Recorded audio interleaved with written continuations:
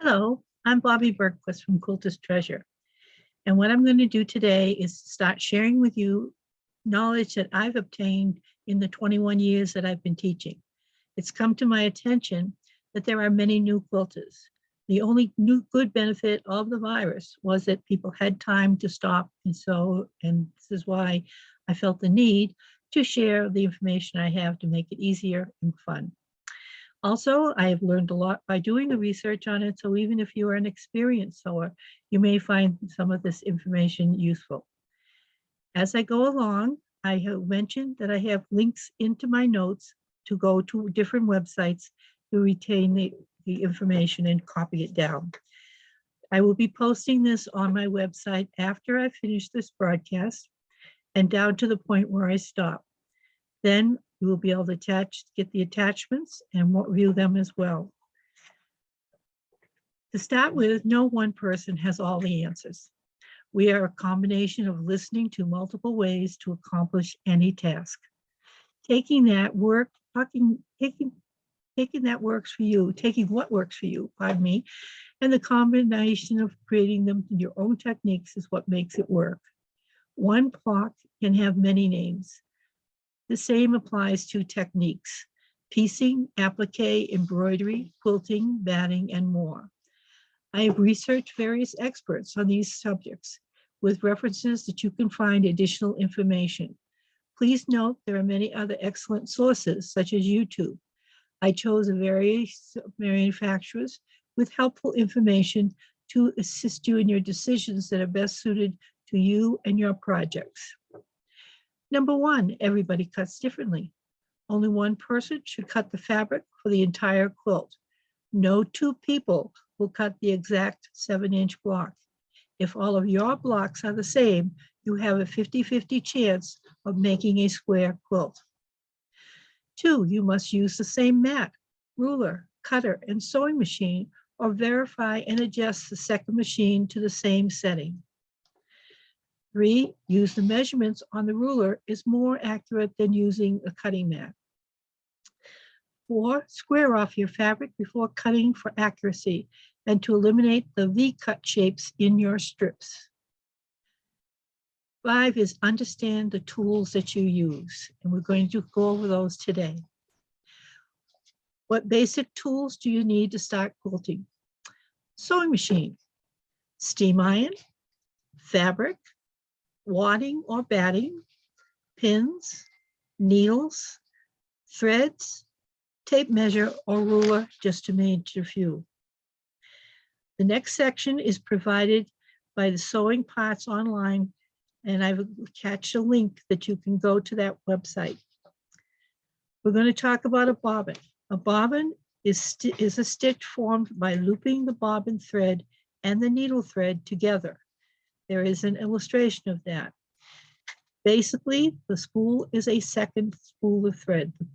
The bobbin is. Different machines use different bobbin sizes, so it's important to consult your manual or locate your machine in the database list that will be attached there before you buy any new bobbins. Wind your bobbin slower will help keep smooth and even. Metallic thread is better when wound slowly and externally from the machine. This eliminates fraying as it runs through the needle. There are then illustrations on the many different bobbins and information about them, and also a list of compatible machines. You'll notice that some of the bobbins are plastic while others are metal. There are people who swear by metal bobbins as they tend to be more resilient. Speaking of resilient, a bobbin that is nicked, bent, cracked, or damaged in any way needs to be thrown out. Even the slightest damage will affect how the thread is pulled off the bobbin. So consult your manual for information about your machine. The machine parts that we're going to discuss are bobbins, how to wind, shanks, extension tables, feed dogs, felt cushions, foot presser, general purpose or zigzag, hand wheel, lint brush, needles, needle plates, press-a-foot, reverse bobbins, and screwdrivers. seam rippers, spool and pin and holder cups, stop and start buttons, switch select dials, switch stitch lengths, tension settings, thread cutter, thread nippers, thread take up, and level zipper foot, to name just a few. To start with, you need to know what your shank of your machine is. There is a high shank and a low shank. You must know this information when purchasing a sewing machine foot and quilting templates. Tension is very important. Consult your manual and support staff on the manufacture of your machine. Thread can be stacked straight up or horizontally fed on your machine. The higher the number of is the thinner the thread. So Wonderfil offers a 100-weight thread. To learn more about it, I've included a link to their website. You can use different size thread in your bobbin and the top. However, you must check to see how it affects your 1/4-inch seam allowance. The thread sold on spools is the same as in the pre-wound bobbins. Some machines will work better with certain brands of thread. It can be because of 2 versus 3 ply, Z twist, or an S twist. The common types are natural fibers, which are animal, wool, silk, hair. Vegetable, which is cotton, flax, and jute.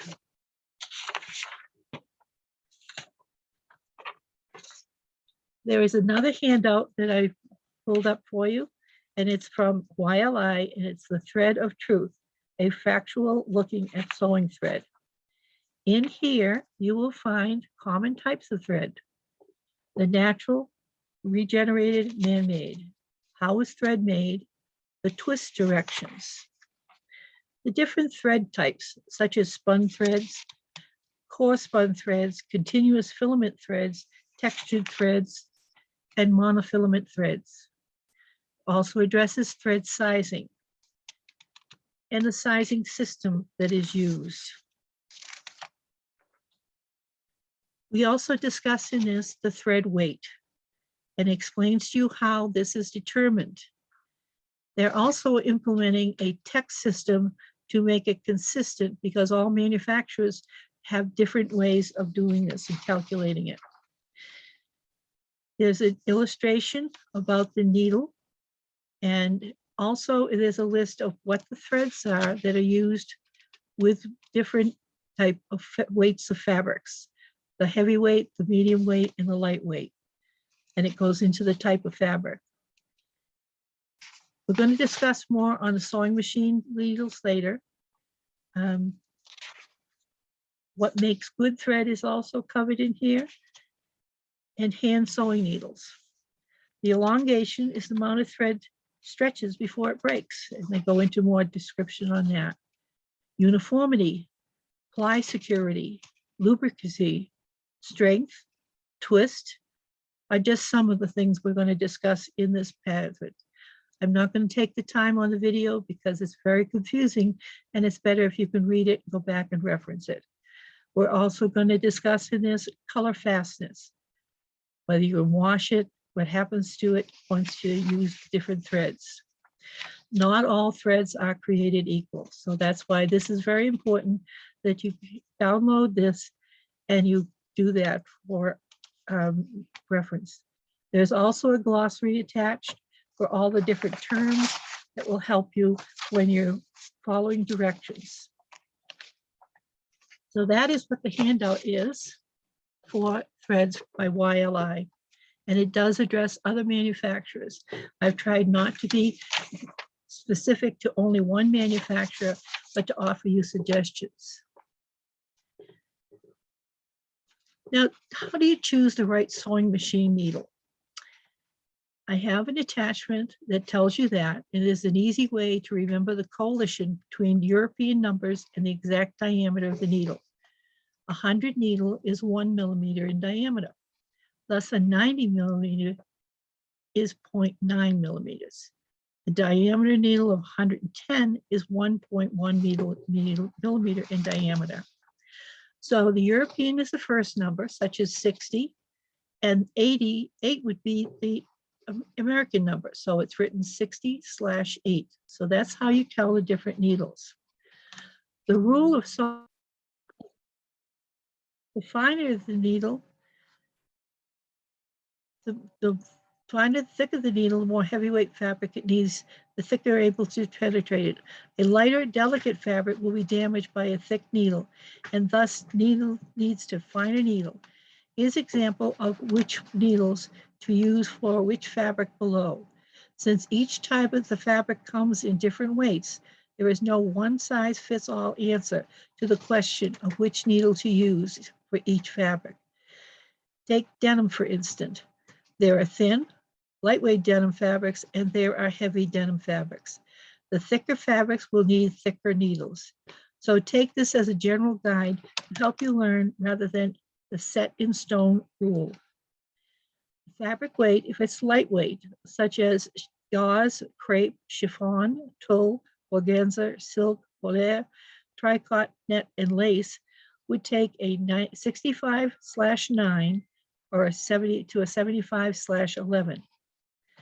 The medium weight, such as taffeta, quilting cotton, jersey, satin, poplin, seersucker, broadcloth, rayon, linen, knit, elastic, thin denim, velvet, and gingham, would take a 75/11 to a 90/14. They also would be used for the upholstery and heavier denim fabrics, corduroy, gabardine, twisted tweed, canvas, velour, wool, leather, and oilcloth would take a 100/16 needle. For a very heavy weight, the extra heavy denim, leather, or upholstery would take 110/18. Remember, the number in European is the first number and the second is American. A needle as 1 millimeter in diameter is one needle that is tiny needle is a 0.9 millimeter diameter. Sewing machine needle sizes, threads, and weights and types. Also make sure considering the weight and type of the thread you're using. A larger needle accommodates a heavier thread. If you're using a small thread with a large needle, the needle point will leave large holes in the fabric that are not fully filled by the fine thread. This can mimic tension problems and is not aesthetically pleasing. So if you're using a heavy thread with a finer needle, you risk skip stitches, broken threads, and what may look like a tension problem when the thread has difficulty running through the eye of the needle. There are many types of general purpose sewing machine needles. The best type of machine needle for your project depends upon the fabric type, whether it's woven or knit. The universal point needles are general purpose needles with a slightly rounded point. They are a jack of all trades, but master of none. As such, they will work for most woven knit fabrics. When in doubt of which needle to pick for my project, I always start with an 80/12 or a 90/14 universal needle. A ballpoint needle or jersey needles have rounded points and slip between the loops of all knit fabrics, rather than piercing the fabric, which leads to fabric damage or skip stitches.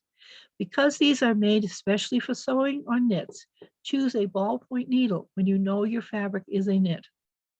Sharp point needles or microtech needles have a sharp point and are especially good for piercing high density woven fabric. Because of the sharp point, they can easily pierce the fabric cleanly with minimal resistance. Choose this type of needle for tightly woven natural fabrics like silk or for very heavy woven fabrics. These are also great for top stitching, which may require sewing through several layers of fabric and interfacing. What are the types of specialty needles? While the above 3 general sewing needles cover many projects, there are also specialty needles that accomplish certain tasks even better. Most sewing tasks will be served using the correct needle from the all-purpose needles, but it's important to know other options when it comes to troubleshooting issues. This is not an exhaustive list, but I'll give you some examples. A top stitch needle has a very large eye and a very sharp point, and an elongated groove to accommodate the thick decorative threads necessary for top stitching multiple layers. Stretch needles are specifically version of a ballpoint needle that thus also do not damage stretch fabrics when sewing. Stretch needles are slightly less rounded at the tip than a ballpoint needle and are useful for preventing skip stitches on elastic materials such as rib knits, lycra, or spandex. They have a modified scaff eye and allow or better pick up of the top thread by the hook. The denim and jeans needles are very strong needles that have a long, sharp point and work out well on tightly woven, heavy fabrics such as denim and canvas. A metallic needle have elongated eyes, allowing metallic and other specialty threads to pass through with minimal friction, thus decreasing the thread breakage.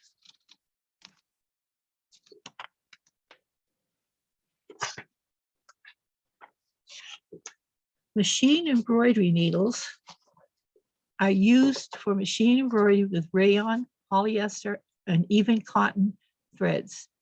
The point is the medium sharp between the ballpoint and sharp needles, and the needle has an oversized groove, eye groove.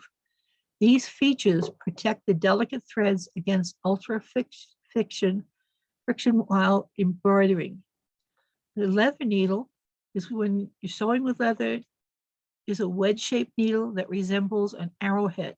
The needle pierces the leather without tearing or damaging it or causing skip stitches.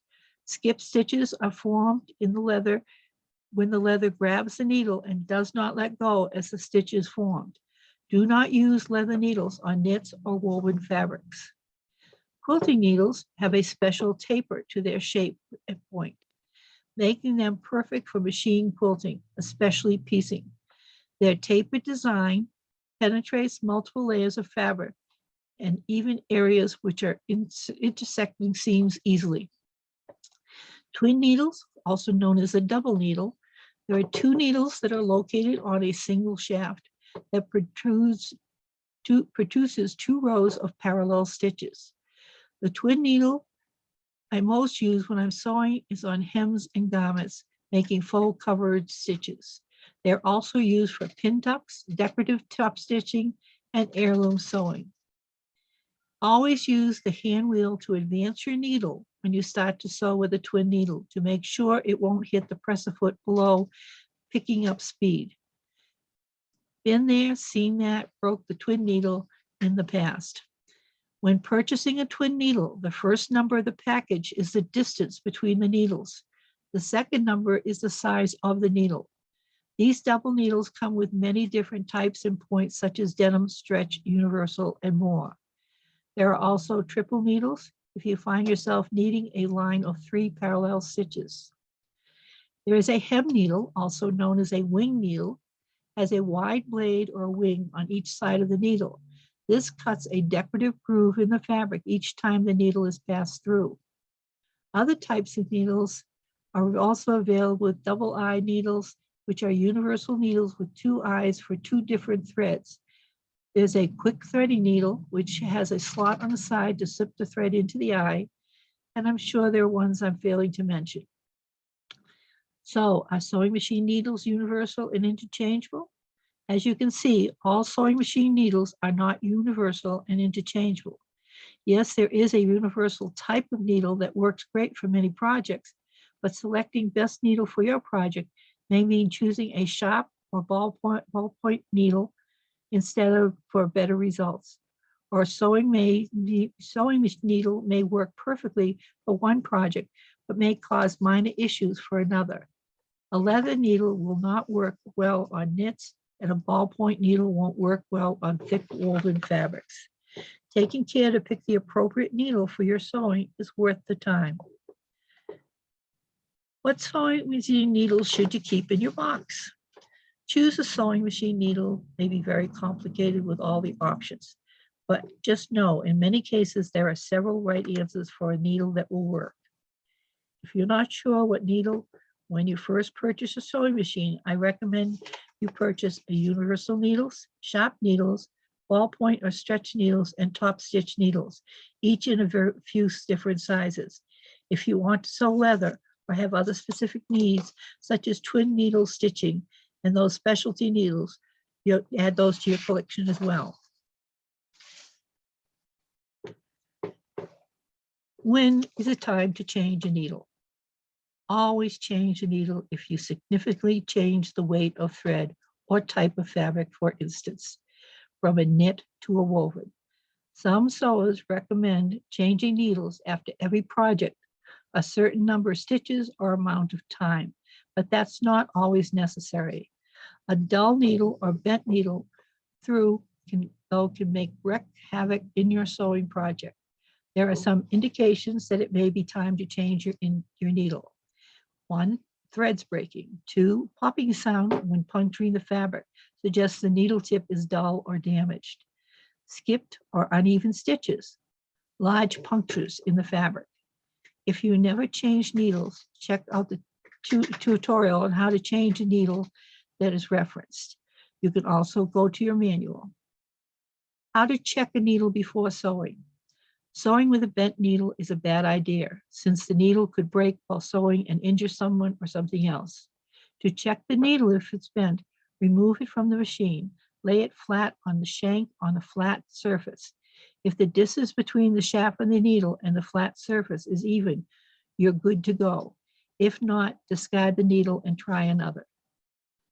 There's a sewing machine chart below that helps you in the handout that you can download from your machine. Now that you've learned more about choosing the proper sewing machine needle, download the handy guide, and this information is provided by Machine Fun. There are a few types of references in the colonial needle on my website. Learn the process involved in making the needle. This is found on the handout that's on my website from Colonial Needle. The process is the wire is drawn down from 5S gauge steel rod. The wire is then straightened and cut 2 needle lengths. Points are then formed on each end. The impression of 2 eyes is stamped into the wire. Holes are then punched through both impressions. The wire is broken into 2 separate needles. Waste material from around the eye is removed. This is known as checking. Needles are then hardened. To prevent brittleness, they are subsequently tempered. The needles are scorched. This removes burrs from inside the eyes and polishes them. The needles are finally nickel plated, inspected, and packaged. Then I've given a listing of the different needle manufacturers that you can follow. And there's more information in the handout from Colonial Needle that will help you. Now, a hand needle versus a sewing machine needle. The machine needle is solid at the top for the sewing machine needle, and the eye of the needle is located at its point. The needle used for hand sewing, in contrast, will have an eye at the very top of the needle. Just remember, they are not interchangeable. European hand needles have a larger eye in hand needles.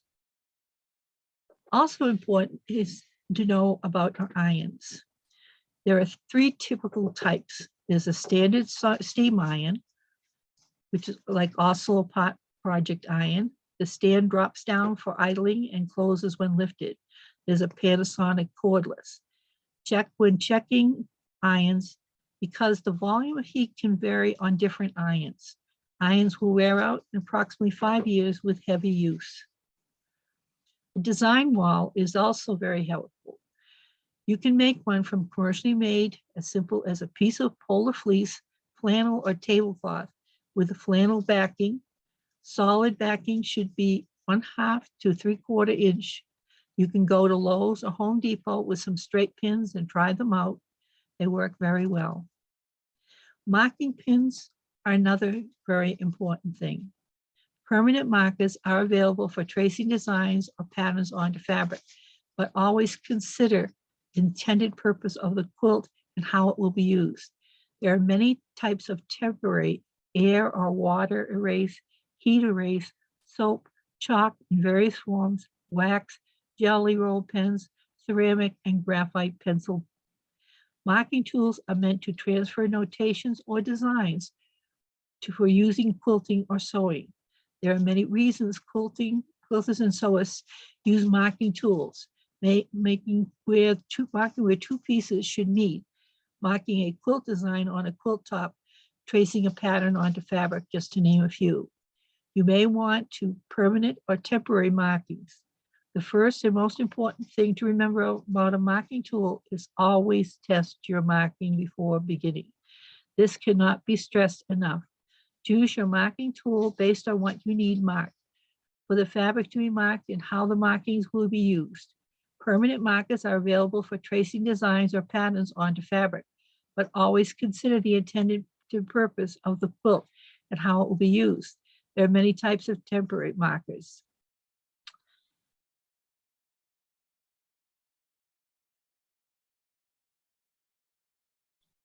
The quilt top or block can have a tailored tack, stitch, and header markings that make temporary crease lines and painter's tape or thin masking tape that can be quilted on each side.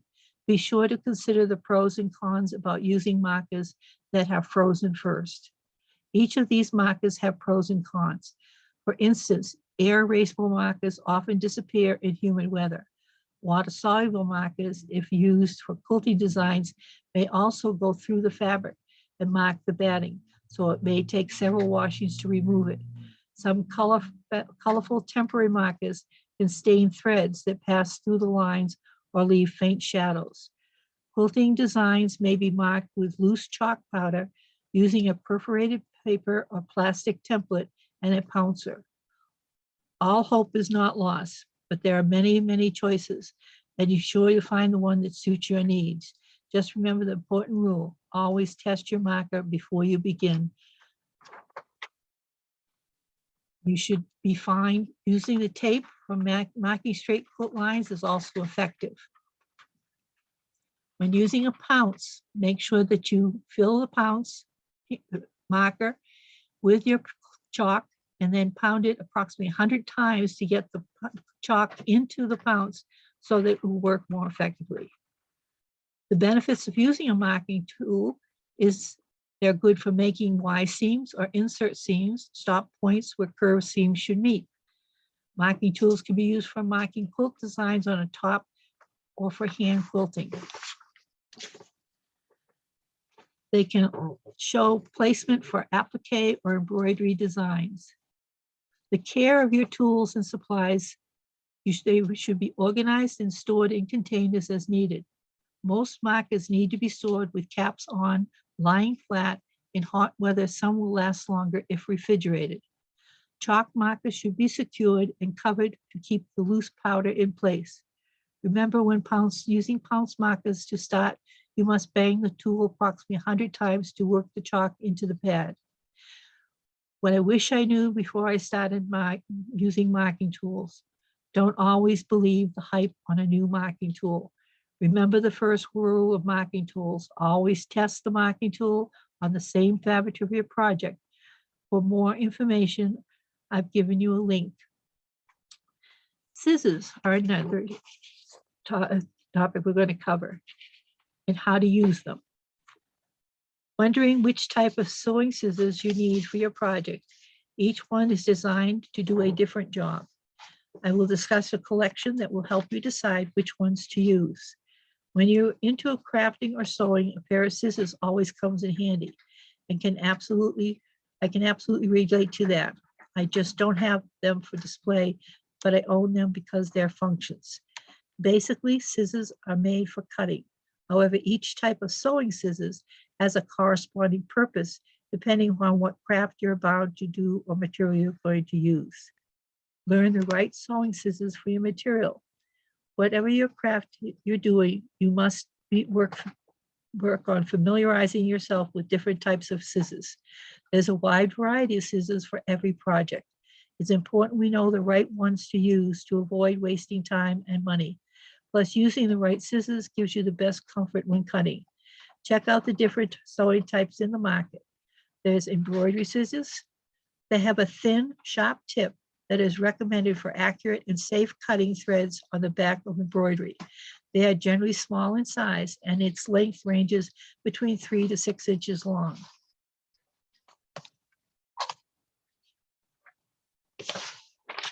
The rotary cutter is usually used in quilting and goes along with the rotary mat. It's versatile and can be used in cutting a lot of materials such as fabric, leather, or paper. You can cut multiple layers of fabric material all at the same time using your rotary scissors. Pinking shears. This is a sawtooth pair of scissors, leaving a zigzag design on the fabric edge after cutting. Oftentimes used for cutting seams, edges, and keeping them from unraveling. You can use this in the trimming of your fabric edges before washing them to prevent excess fraying. There's a video that you can watch about using pinking shears on the Fashion Sewing Blog TV. The quilting scissors are used when trimming heavy fabrics such as canvas or denim. Two of the most important quilting scissors are heavy-duty shears and the rag quilting snips. The heavy-duty shears used for cutting heavy fabrics are the toughest clothing material without slipping from your fingers. This is best for carpet or upholstery. Rag quilting snip type spring-loaded is a pair of scissors that's great for beginners in sewing and those who find it difficult to open and close a pair of scissors. Specialty sewing scissors have unique features compared to the usual scissors that we see on the market. One of those pairs is the left-handed Fisker scissors, which is intended for the left-hand sewer. Here are some tips for choosing what type of scissors to pick from Sew Bliss.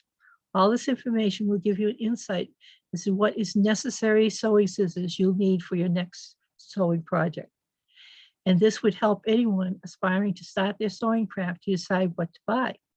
Indeed, using the right tool helps you get those sewing projects done effectively. Which type of scissors is your holy grail pair of scissors? What makes it outstanding from the rest? Share your thoughts and tips about scissors in the comments sections on their website and read them that are posted there. Now you know the different types of sewing scissors. It's time to learn more about the sewing essentials. Here is your must-have sewing tools to begin your sewing passion. Rotary cutters. These come in 3 ranges: 18 millimeter, 28 millimeter, 45 millimeter, and 60 millimeter. Many different types of blades, and I've referenced a link to Olfa's website on those.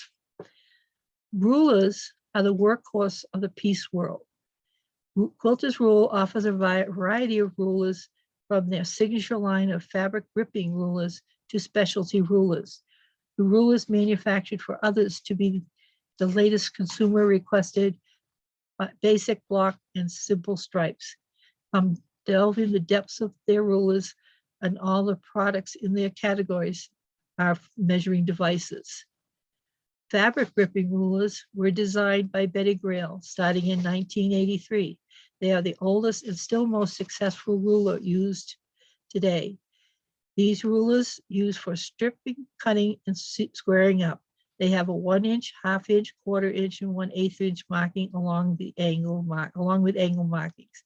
They have exclusive molded in fabric grip action, which many have attempted to copy, but no one has quite accomplished it. Now, 10 of their inch rulers have fabric gripping actions. Quilting rulers are unique due to the markings in turquoise for dark fabric and black for light fabric. And I've closed a link there as well. Correct way of using a ruler with a rotary cutter. I've selected a video that I suggest that you watch, and I agree with most of what she demonstrates. I do have a few comments. Many quilters claim that using the markings on the ruler is more accurate than on your cutting mat. And this is going to be true. When I'm cutting fabric that is smaller than the ruler width of my ruler, i.e. 1 to 6 inches, I prefer to use the ruler just to be consistent for accurate cutting. I keep at least 1 to 2 fingers on the mat off the ruler to prevent the ruler from moving. There are handles and other devices for holding your ruler firm. I do not find them necessary except for picking up the ruler to move it without disturbing the fabric. There will be an ad that pops up during this video. You can just choose skip ad. If another pops up and appears, look for the X in the corner to close the window. But this is a very helpful video that I think you'll find useful. She also talks about using a glove and so forth. Cutting mats. Many manufacturers fall into two types of materials. This is just two of them. Olfa has a self-healing mat, and I will include links for that. A mat smoother can be used on this type of mat only. It removes nicks, burrs, and fibers. It will not harm the cutting surface grid.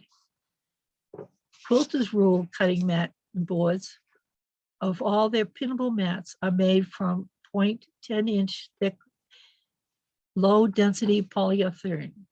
Extra mats are 0.15-inch thick. Mats serve a multiple of services to the quilter. They protect cutting tables from damage by the rotary cutter, scissors, and pins. Quilters Rule manufactures mega mats in a variety of sizes, including many sizes specially designed for commercially available cutting tables. Even though the mats are printed with measurements, they should never be used for finished cuts. So notably, the Olfa mat in that type of material, you can use a mat smoother to remove the burrs. Where the Quilters Rule, you can actually use pins into the mat. It's not recommended in the type for the Olfa mat. Also, remember to wash your mat with soap and water. This helps to extend the life of the mat. Other tools that you may find helpful are a pressing mat. Pressing cloth. Pressing cloths, why should you use one?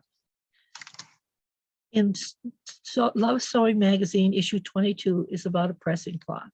Cloth will be one of the cheapest and most used items in your pressing tool kit. It protects your fabric by preventing sheen, protects against scorching and melting, and protects your iron against fabric melting and sticking to the sole plate or poor quality printing transfer to your iron. Place your pressing cloth between your fabric and your iron, then press normal. When you use a pressing cloth, always use a pressing cloth. When to use one is always. Coating weighted wools, so you can use a regular high heat. Silks and delicates, fine fabrics to prevent markings. Synthetic fabrics, if you're unsure about how they'll press. Scuba is a synthetic fabric prone to melting at high temperatures, but thick seams and need to be pressed. A PVC pleather oilcloth.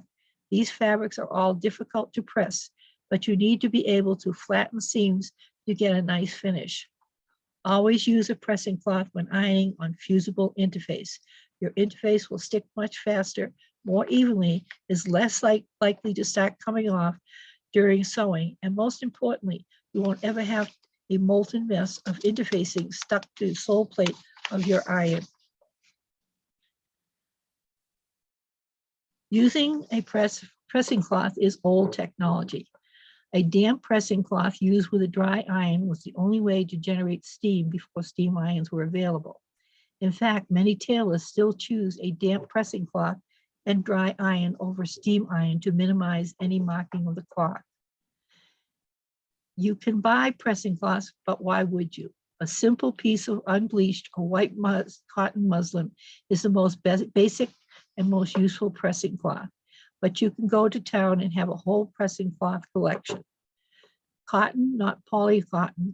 The polyester content will melt. Muslin will make a good general use pressing cloth. Plain woven cotton canvas is good for very delicate fabric that can't withstand much heat, but needs a lot of pressing.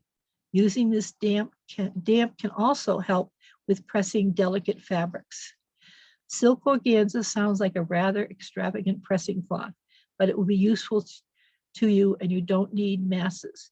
Its transparency is the main advantage. you can get a much cleaner view of what's happening underneath the silk organza pressing cloth. It can also withstand higher heat and has a nice smooth surface, meaning no texture imprint will be transferred to your fabric. Finally, don't get lazy and use the pressing cloth to avoid changing the settings on your iron. They are best used in conjunction with the correct setting on your iron for the fabric you're pressing. I've then referenced another link that you can go to find out more information on this subject. The 6-finger versus a stiletto. The sewing stiletto is a modern decadent of the awl, used in making the earliest examples of clothing. Its sharp point could create holes for lacing together animal skins before the invention of the needle. As sewing became more sophisticated and woven fabrics developed, the awl remained useful. Its sharp point was used to part a fabric weave so eyelets and buttonholes could be stitched without cutting the fabric, creating a more durable opening. It is still a recommended tool for creating hand-sewn eyelets. With the advent of the home sewing machine, the new use for the awl was developed. Sewers needed an extra finger that could safely reach into tight spaces in the sewing area or get close to dangerously hot irons. A new type of tool evolved from the awl. The modern sewing stiletto is the 6-finger. It's designed to make quilting and crafting fun and easy. The split fork is perfectly slanted to get into tight places. The easy grip handle makes this a pleasure to use.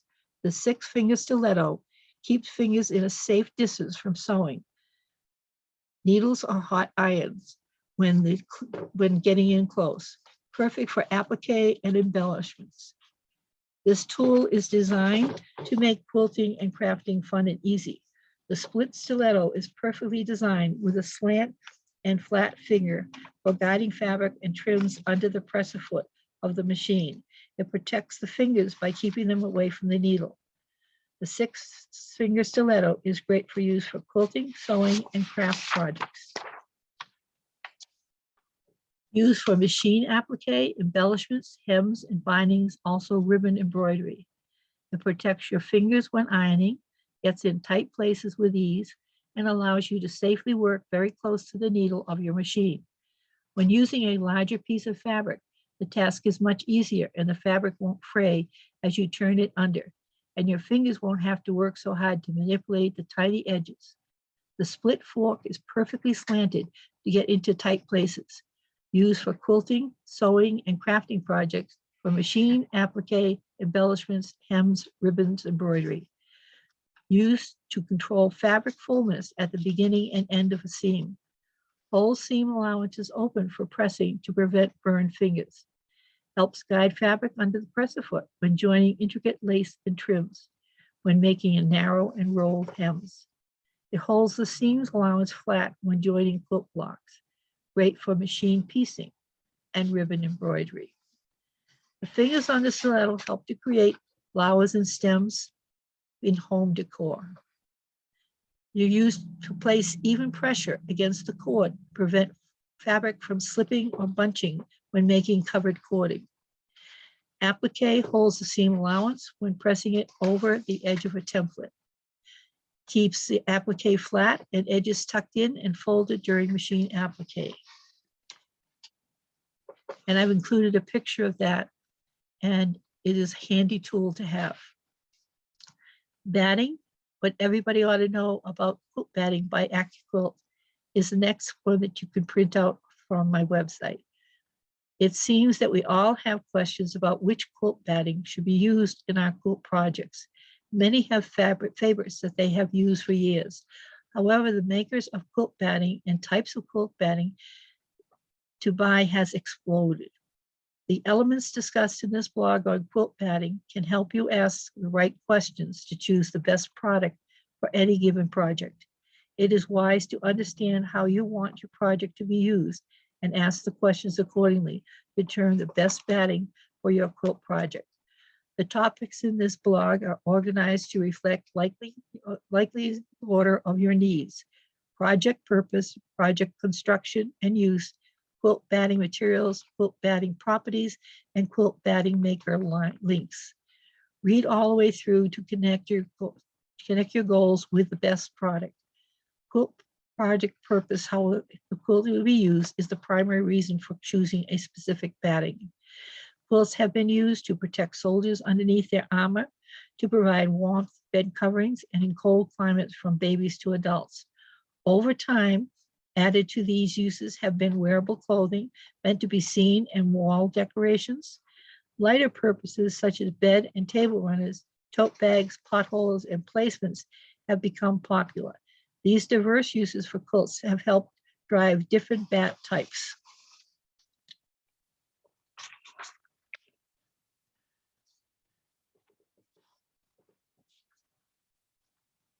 You have to consider what the use is, which is competition.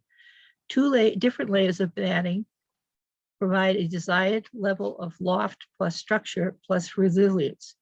Needs structure to hang straight, may or may not be washed. If it's decorative, it needs structure to hang straight, will not be washed. Heavy duty, baby, bed, throws, home decor such as placemats needs durability. Observe laundry handling requirements. Specialty tops such as red work use a very thin bat behind embroidery, then a second bat behind the top. Wearables need a durable drape. Check the handling, desired look, and effect text achieved. A desired look for a quilt is a multi-step process. Apart from the fabrics and color and design of the piecing or applique of the top, the batting plays a big part in two ways: how the 3-layered sandwich is quilted and how the materials are treated. Specifically, quilting design density and whether or not the bat is washed before construction or after the quilt is completed. Check what they say to do, as they vary for the same type of batting due to the process finishes used. The common looks include flat bottom preferred bat examples, some blends, thins, cottons, low loft polyester, silk. The puffy or trapunto prefer battings, some blends, high loft polyester, wool. The vintage antique prefer bats examples, unwashed cotton, unwashed wool, construction and use apart from the end use, making the quilt its major factor in choosing the bat. Struggling to sew through the wrong batting is just disappointing as bad as a bad finish. For example, hand quilters especially need to make note of the scrim they will needle through to reduce the muscle fatigue and adhesive drag on the needle. Although these are also issues for machine quilters, terms used here are explained in the following section. Ease of sewing, stitching needle, hand or machine, quilting or type. Fusible or not, eliminates the need to thread or pin spray based if fusible. Some fusibles wash out, others do not. Some finishes are better for machine quilting, not hand, but some accommodate both. Manipulation. For example, if is splitting or stuffing or batting possible, or will beading result? Minimal stitch distance. How far apart the quilt stitches are affected. Several factors, including warmth. Larger unquilted areas trap more warmth. Puffiness, a piece emphasize bearding and durability. Based on the characteristics of their fiber construction and processing, they recommend many minimum stitch distances from 1/8 of an inch apart to 8 or more inches apart. Pre-cut to protect size, cut off the bowl or rolls. Remove package folds by machine drying with a damp cloth for 5 minutes. Some bats are available on roll sizes to meet long arm bulk quilting needs. Sometimes bat must be pieced to achieve the right size for a quilt. How easy would this be? Pre-wash or not? Some say not to pre-wash any bats or only hand soak them and air dry them. Read what they say on the package, because suggestions for the same type of batting may vary from one manufacturer to another. Very thin battings, mostly 100% cotton, and all silk wool battings should not be pre-washed. They will be damaged. Pre-washing some bats preserves their loft for a while. for some bats. Washing after quilting is gives the antique look because of shrinkage. Washing wearable quilts and those intended for bed use should be able to withstand at least hand washing or soaking. Baby quilts and some items, such as placemats, need durability through many washings. Read their directions. Quilt by batting material, the middle of the 3 layers of the textile sandwich we call a quilt, goes by the name of batting. Also, wadding is primarily in the UK. Bats are made of natural synthetic fibers or blends. Some of the natural fibers come in various length and denier, fiber size, and the different finishes and processes such as needle punch with scrim or bleach or unbleached scrim is lightweight woven cotton or flax text to use coat. The bat prevents quilt batting fibers from migrating away from the batting and through the other textiles, such as a quilt top or backing. Some materials are organically produced and processed. Note that a natural does not mean organic. Any natural fiber can be blended with other fibers. Natural fibers are renewable. Some are more ecological, sustainable than others. Synthetic fibers are made from non-renewable sources.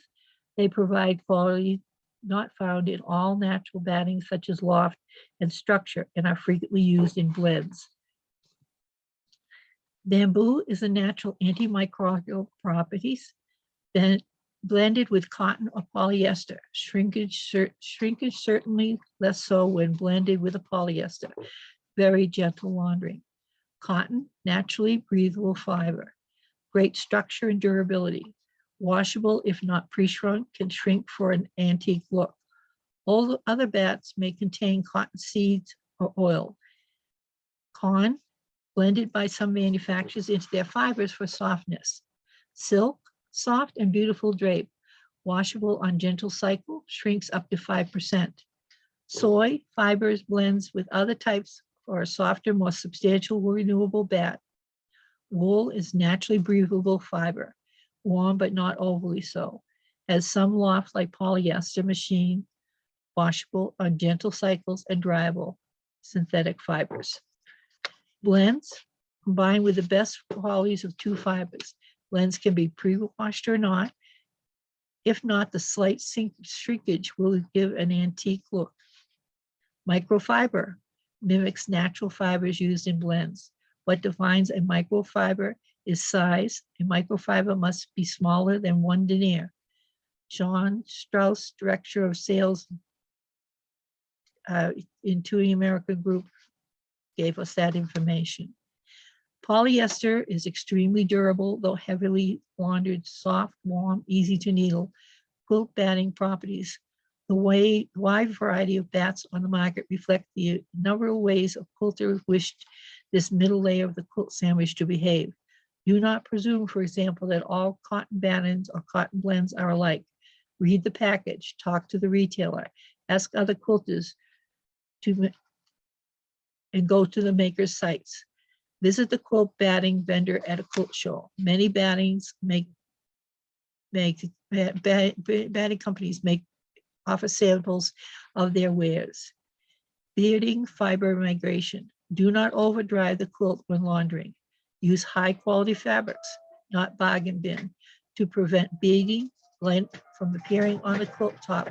Back, use high quality cotton or polyester thread to prevent beading onto the back of the cotton bat. Scrimp needles punch helps reduce beading, fiber migration, but if it's too heavy, it makes bat difficult to needle. Color. Bleach battings are good for white backgrounds. Dark bats are good for shadow, trapunto, as well as dark black background fabrics. Natural or crude battings are good for everything else. Drape.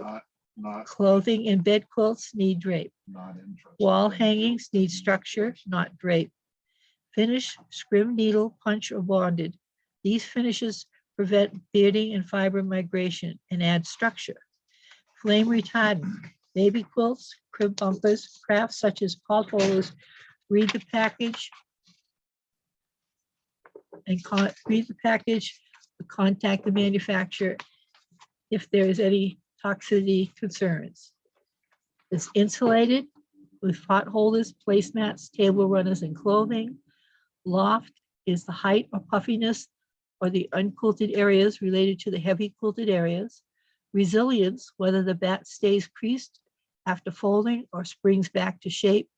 Shrinkage contributes to antique or vintage look after the first washing of a completed quilt structure. How well the bat holds the project's shape. Factors include type of fiber, whether and how the bat surface is secured, scrim, bonding, needle punch. If it is fused, adhesive adds to structure. Stability, no eco-friendly may apply to the fibers used finishing or making process. Warmth, breathing ability, some bats stay cooler than others. Weight depends on fiber content, refers to being lightweight or heavyweight relative to warmth or season. Measured in ounces per pound or yard. Quilt batting makers and links, what they offer and in their own words, are also included in this handout. Descriptions from the website, so follow through and go visit these different manufacturers. Excuse me. I have removed from them any of their marketing hype, such as best made ever, etc., and gone basically to the facts, but you can find more about them by visiting the links. There are specialty bats, and also we talk about what is the thinnest batting, the loftiest, what is the best batting for hand quilting, how to fuse your heirloom fusible batting, what is bearding, what are pokies, which refers to small bits of batting fibers appearing on the back of the quilt during the quilting process. This is common with cotton or cotton blend batting, and bits on the back will wash away during laundry. Occasionally seen during long arm quilting process, is most often a result of an oversized needle or needle that has slightly burred and is not visible to the eye. Changing the machine needle will usually correct the issue. Thread choice can also be a factor. Cotton is dry fiber, and occasionally cotton threads will pull at the cotton batting fibers during the quilting process. Changing a polyester thread can alleviate the problem. Using a high quality thread is very important to successful machine quilting. Lower quality threads generate a great deal of lint and break easily at the high speeds used by machine quilting. Which batting do show quilters use? It depends on what type of effect they want. So please visit the links that I've referenced, and I will be posting this to my website. And I thank you for joining me, and I hope you'll email me any questions you have. And next week, we will talk about cutting fabric, piecing, applique, stay tapes and stabilizers, fabrics, woven and non-woven, and wash versus not washed, just to mention a few of the subjects. So thank you for joining me, and I hope you enjoyed this. Thank you. Goodbye.